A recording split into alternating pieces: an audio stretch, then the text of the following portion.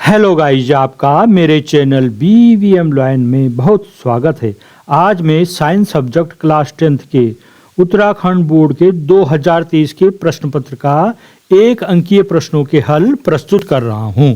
इनमें कई प्रश्न 2024 के पेपर में रिपीट हो सकते हैं, इसलिए इसको ध्यान से देखते जाइए। आइए शुरू करते हैं। कोई विलयन नीले लिटमस को लाल कर देता है, अर्थात विलयन अम्लीय होगा। अम्ल का pH मान 7 से कम होता है। इसमें 7 से कम 4 है, अतः विकल्प भी सही आंसर है। प्रश्न 2, एथेनोइक अम्ल का रासायनिक सूत्र है CH3OH, CH3CHO, CH3COOH या C2H5OH। इसमें एथेनोइक अम्ल का रासायनिक सूत्र CH3COOH होता है। इसे एसिटिक अम्ल भी कहते हैं। इसमें विकल्प सी सही है। निम्नलिखित में कौन उभयधर्मी ऑक्साइड है? Na2O, MgO, Al2O3 या SO2। इसमें आंसर है एल्युमिनियम ऑक्साइड, अर्थात विकल्प सी सही है। निम्नलिखित में से कौन सा पादप यानी प्लांट्स हार्मोन है? विकल्प हैं इंसुलिन, थायरोक्सिन, एस्ट्रोजन या साइटोकाइनिन। आंसर है इसमें साइटोकाइनिन, विकल्प डी सही है। मानव नेत्र के जिस भाग पर प्रतिबिंब बनता है वह है कार्निया, परितारिका, पुतली या दृष्टिपटल। आंसर है इसमें दृष्टिपटल।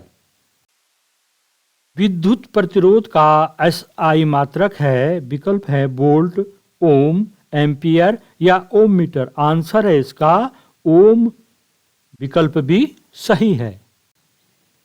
एक अवतल लेंस की फोकस दूरी 20 सेंटीमीटर है। इसकी क्षमता होगी, विकल्प है +2D, -2D, +5D या -5D। आंसर है इसका -5D, विकल्प डी सही है।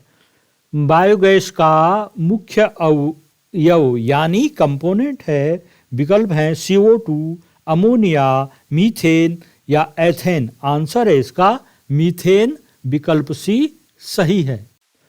उस धातु का नाम व प्रतीक लिखिए जो सामान्य ताप पर द्रव अवस्था में पाई जाती है। उत्तर है सामान्य ताप पर द्रव अवस्था में पाई जाने वाली धातु का नाम है पारा। इसका प्रतीक है Hg।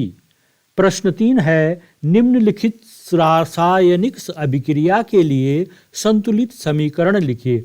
H2 + Cl2 = HCl।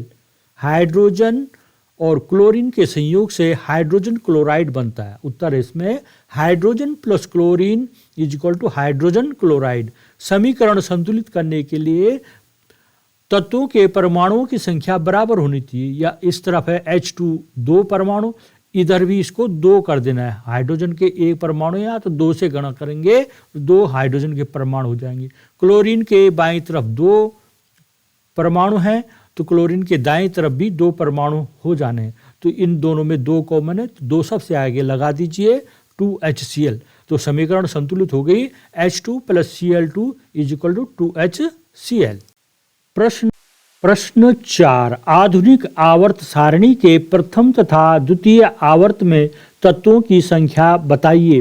उत्तर, आधुनिक आवर्त सारणी के प्रथम तथा द्वितीय आवर्त में तत्वों की संख्या क्रमशः 2 तथा 8 है। 5, उच्च संगठित पादप में वहन तंत्र के घटक क्या हैं? उत्तर होगा इसमें अत्यधिक संगठित पौधों में परिवहन माने उसके कोशिकाओं में भोज्य पदार्थ को लाने ले जाने के काम करते हैं। उस परिवहन के 2 अवयव जाइलम और फ्लोएम हैं। जाइलम ऊतक और फ्लोएम ऊतक का जाइलम वह जड़ों से जल और विलेय खनिजों को और लवणों को पौधों के सभी भागों तक पहुंचाता है। तो जाइलम का क्या काम है? जड़ से खनिज लवणों को, जल को पौधे के सभी भागों में पहुंचना। फ्लोएम का काम क्या है? यह ऊतक चालनी नलिकाओं और सहचर कोशिकाओं के रूप में जीवित कोशिकाओं का बना होता है। यह प्रकाश संश्लेषण द्वारा बने भोजन को पौधे के सभी भागों तक पहुंचाता है। प्रश्न 6, भारत में उत्पादित प्रत्यावर्ती विद्युत धारा की आवृत्ति कितनी है? आंसर है इसमें 50 हर्ट्ज। प्रश्न 7, विद्युत ऊर्जा का व्यापारिक मात्रक क्या है? विद्युत ऊर्जा का व्यापारिक मात्रक है किलोवाट घंटा, kWh।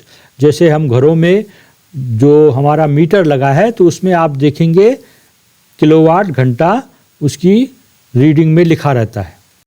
अंतिम 2 प्रश्नों का हल करने से पहले मैं आपसे कहना चाहूँगा कि जो मेरा चैनल है BBM लाइन या साइंस मैथ्स विथ भगवान, इसको अवश्य सब्सक्राइब कीजिएगा ताकि आपको नई नई अपडेट और मेरे नए वीडियोस मिलते रहेंगे। तो प्लीज़ मेरे चैनल को सब्सक्राइब कीजिएगा और वीडियोस को लाइक, शेयर और उसमें कमेंट भी कीजिएगा। प्रश्न 8 है, रक्त दाब का मापन किस यंत्र द्वारा किया जाता?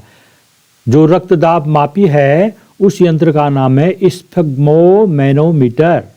प्रश्न 9 है, सौर सेल बनाने के लिए मुख्यतः किस तत्व का उपयोग किया जाता है? सौर सेल बनाने के लिए मुख्यतः सिलिकॉन जो तत्व है उसका प्रयोग किया जाता है। इस प्रकार से आपके ये प्रश्न 1 अंक के प्रश्न 2023 में जो आए थे वो पूरे हो गए। तो आप इसका अभ्यास कीजिएगा, बार बार इसको अभ्यास करिए। इनका जितना अभ्यास करेंगे तो आपको ये कंठस्थ हो जाएंगे और इसमें से कई प्रश्न बोर्ड में आएंगे तो आप उसको हल कर पाओगे। धन्यवाद।